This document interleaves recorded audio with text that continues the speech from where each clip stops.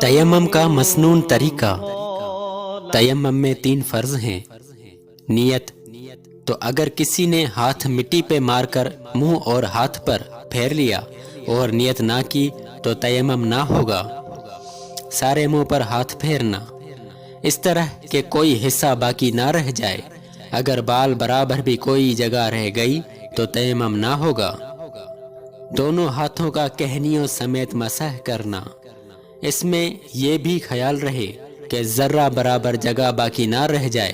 ورنہ تیمم نہ ہوگا۔ تیمم کا مسنون طریقہ یہ ہے کہ نیت کر کے بسم اللہ پڑھ کر دونوں ہاتھ زمین یا مٹی یا اور کسی ایسی چیز پر جس پر مٹی یا غبار ہو مارے، انگلیاں کھلی رکھے اور پھر ہاتھوں کو جھاڑ لے، اس طرح کہ ایک ہاتھ کے انگوٹھے کی جڑ کو دوسرے ہاتھ کے انگوٹھے کی جڑ پر مارے،